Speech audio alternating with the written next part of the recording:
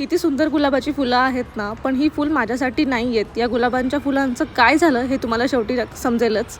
नमस्कार मंडळी, तुमचं स्वागत आहे माझ्या मिनी ब्लॉगमध्ये. दिवसाची सुरुवात अशी पूजापाठ करून झाली की दिवस एकदम पीसफुल जातो आणि त्यानंतर मी लगेच लॉग इन केलं कारण ऑफिसचा वेळ झालेला. त्यानंतर थोडासा वेळ काढला आणि माझे झाड सुकत होते, मी त्यांना थोडंसं पाणी घातलं. आज ऑफिसचा खूप जास्त वर्कलोड होता, खूप जास्त टास्क पेंडिंग होते, पण खूप जास्त थकवा जाणवत होता, म्हणून छोटासा ब्रेक घेतला आणि लगेच चहा बनवला. चहाला वेळ नाही, पण वेळेला चहा पाहिजेच ना. गरमागरम चहा घेतला आणि डबल एनर्जीने कामाला सुरुवात केली. तुम्ही माझ्या कालच्या ब्लॉगला खूप जास्त प्रेम दिलं आणि असंच सपोर्ट पुढे पण करत राहा.